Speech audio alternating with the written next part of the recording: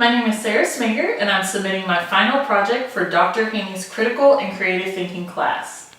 I chose to display my creative and critical thinkers in cocktails. The reason I chose to do this is because all of these creative thinkers and myself really value travel and exploration. And I think we can all say that certain locations and certain countries are often associated with certain cocktails or certain drinks. I also chose to do this because I think you can tell a lot about a person by what they step up to the bar and order. You'll notice that through all of these, I'll explain how the different elements feed into their personalities, their careers, where they're from, where they traveled, and each has an ingredient that represents how I am alike or different from these critical and creative thinkers. In my line of work, it's important to make sure that everyone is happy and that everyone leaves the table feeling like they've won something, which I think is also equivalent to what a bartender does. The creative and critical thinkers that I chose to display are Henry Miller, Annie Dillard, Carl Jung, Maya Angelou, Igor Stravinsky, Ursula Le Guin, and the seventh drink represents me. So let's dive in and talk a little bit about how these critical and creative thinkers relate to their cocktails. The first one is American author Henry Miller, and I have his cocktail here, which I've named the Outlaw. The main ingredient in this cocktail is moonshine. Henry Miller is an author who's had a lot of works that were banned and very controversial. Some of his works were banned in libraries, schools, churches, cities, all across America. Henry was someone who had very controversial works. Some people thought that they were absolute genius, some people thought they were absolutely awful, and to me this equated to something like moonshine was in the Prohibition era. The other element in this drink is orange juice, which is prominently featured because of his travels and places that he lived. Two major places that he lived were California and Greece, which I found out are actually big producers of citrus. His drink is dyed green, and that's the element that I think represents him and I both. Henry was known for making a splash, even if his work was considered controversial by some. He never wanted to be seen as ordinary, and always wanted to take something that might seem ordinary, add a little something different like green food coloring, and shake it up to something people will remember. He's quoted in our text as saying, "My concern was always for the nobody, the man who is lost in the shuffle, the man who is so common, so ordinary, that his presence will not even be noticed." The green food coloring represents how him and I both hope to be noticed and hope that we aren't lost in the shuffle. The two cherries that garnish his drink represent where he was born and grew up, which was Manhattan. And cherries are a classic staple in the drink, the Manhattan. So I had to throw that in there. Our next creative thinker is Annie Dillard. And her drink, which I named the Vintage Goddess, actually features prominently two alcohols, which are brandy and gin. Brandy and gin were known to be big drinks during Puritan times, so that ties into her Pulitzer Prize winning work, Pilgrim at Tinker Creek. The mixer in this drink is cranberry juice, and that represents her time that she spent at church camp in Pennsylvania. Pennsylvania is actually known for cranberry farms, and they have wild cranberries that grow all over the state. Her parents enrolled her in this church camp, and while she was there, she really realized that she didn't just subscribe to the religion of Christianity, and she wanted to explore their options, and she decided to leave the church. When she told everyone that she was going to leave the church, they pushed back and asked her to at least read works by Christian author C.S. Lewis. In doing this, she really discovered her love for writing and for what the written word can do, and she decided to really launch her writing career. So basically leaving the church and having that experience kickstarted her wanting to pursue writing more seriously. Another ingredient in this drink is Grand Gala brandy, and it's considered exotic and hard to find. And that infuses the element that I think that Annie and I are different in. Annie is someone who really embraced the exotic. She wanted to go new places, jump into experiences head first. Maybe she didn't know anyone or hadn't even heard of the place she was going, but she wanted to jump in and see what experience she could gain. I would like to go on the trips, but I'm probably someone who would definitely do some research, have some plans, know what I was getting into, bring a friend. So while I would be willing to go to the experience and have that trip, it would be a much more structured experience than Annie's was, and from that we would draw different experiences even if we went to the same country and did the same things. There are 3 types of alcohol in Annie's drink, which I feel represent her spiritual promiscuity. Not only did she practice many different religions, but she wrote about many different religions, especially again in her work Pilgrim at Tinker Creek. Our next cocktail is for psychiatrist and psychoanalyst Carl Jung. His drink, which I've named the Good Doctor, features one alcohol, which is gin. Gin is known to have psychological effects that affect people differently when they drink. If you've ever heard of a gin drunk is known to give people extreme depression, mood swings, anger, make them very violent, make them very emotional, and it really affects people differently. So that alcohol represents his background as a psychiatrist. His drink also features cranberry juice, and that ties into his personality. Carl was someone who liked to take things that seemed unfinished or incomplete from other people and really put his own spin on things and see how he could change it to really finish the work. So the cranberry juice acts in that way in that it takes just simple gin and really completes the flavor and rounds out the drink and makes it a cocktail and kind of completes that work like Carl would do. You'll also see that the drink is garnished with 2 slices of orange. This displays how Carl and I are different. Carl is someone who really values self-reflection, and even through his travels, he had lots of periods of self-reflection, and he put himself basically in self-isolation. He thought he did his best creative and critical thinking when he was alone and had time to just be with him and his thoughts. I am the exact opposite.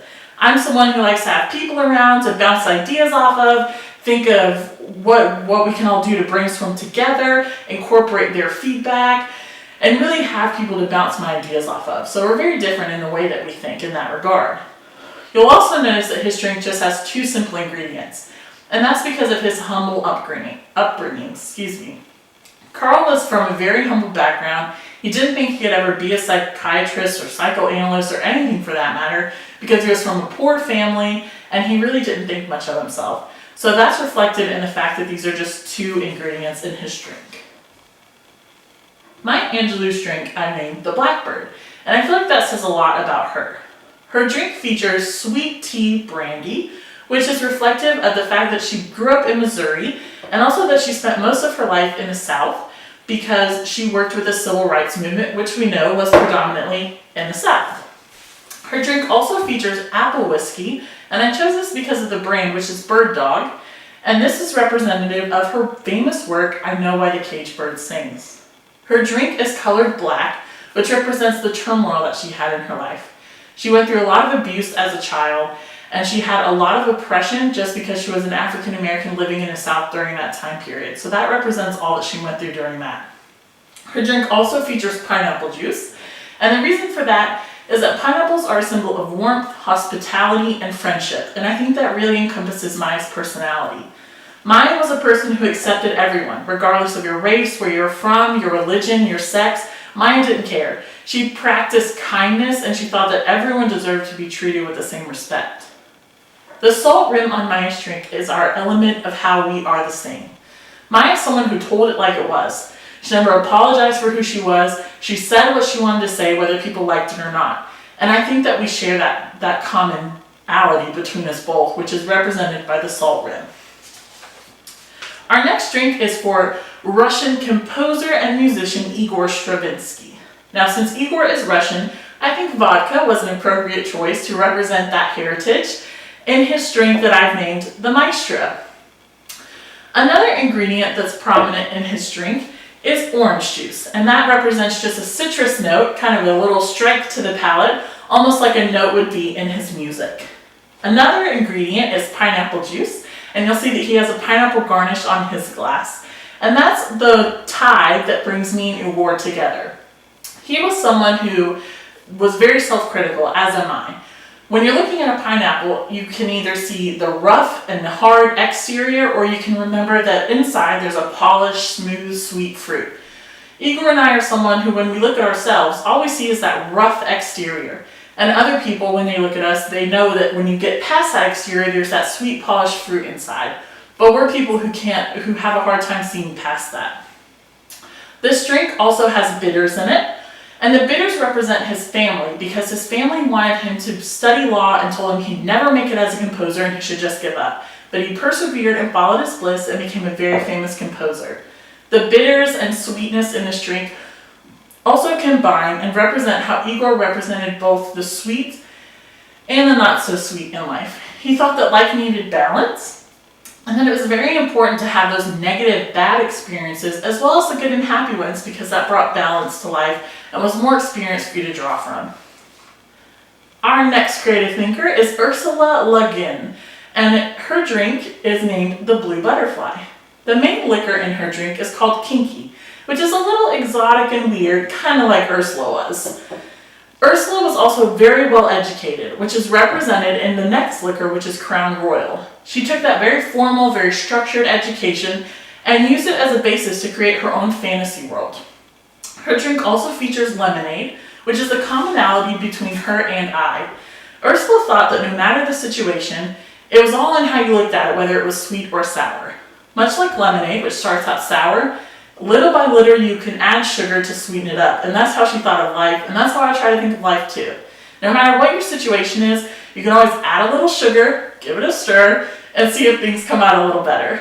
Her drink is also garnished with Fruit Loops, which again just play into the absolute whimsy and fantasy that she was all about, as she was a fantasy author and really valued that kind of whimsical atmosphere in life. The last drink is the drink that represents me, and I'm calling this the Bleeding Heart.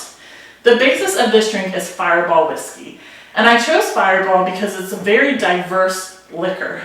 It can be in something sweet, salty, savory, fruity. It doesn't matter. Fireball can pretty much go in anything.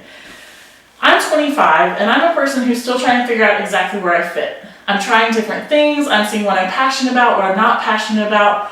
But the main thing I'm trying to do is stay true to myself. I think Fireball represents me in that Fireball can go in anything, but when it's in the drink, you still know it's Fireball. The next element of my drink is Henry's Hard Orange Soda. I chose this because it's unexpected. Some people think it's just orange soda and it tastes like orange soda, and then there's an unexpected kick of liquor in it. This is something that I value, especially in my work in public relations. There's always something coming up that's unexpected. I feel like my creative thinking style is thinking of things that are unexpected. Sometimes I think of something and I actually execute it, and I think to myself, that shouldn't have worked, but somehow it did. Or I find myself thinking, that shouldn't have worked, and it definitely didn't. But either way, I strive to think of and create the unexpected. The drink is dyed red because I think that in my life, I've placed a lot of value on emotions. The way that I look at situations and think about things is normally from an emotional standpoint. And when I make decisions, I think of how it will affect the people involved and what they'll think about what I'm doing. The drink is also garnished with a cherry, an orange, and a pineapple, because I think I have an ability to adapt to different situations and really read people and think about what they need and adapt my style to make sure that it's suiting them. One thing you'll notice about each of these cocktails is that the glass is only half full, and this is intentional. The main feature I think each of these creators and me have in common is that we're always striving for more. Regardless of where we are and what we're doing, we're always striving to fill the cup, so to speak, and see how far we can go. Each of these creators and myself has experienced hardships but kept on going. Everyone has been told no. Henry Miller's work were banned. Amy Dillard was forced to subscribe to a religion that she didn't believe in. Carl Jung thought that he could never be a psychiatrist or anything for that matter because of his upbringing. Maya Angelou lived in an oppressed society where she was oppressed because of the color of her skin for most of her life. Igor Stravinsky was told by his parents that he would never be a composer because he needed to be a lawyer and he would never be successful. And Ursula was told that no one would care about the fantasy worlds that she had made up in her head, and no one would want to read that. But they kept persevering anyway. The main thing that I've learned from all of these creative thinkers is to change the way that I think about myself and my circumstances. Each of them took the challenge of a half-empty glass and saw it as an opportunity to make something more and fill it with what inspires them. I think if life gives you a half-empty glass, that's a pretty creative way to look at it. Thank you.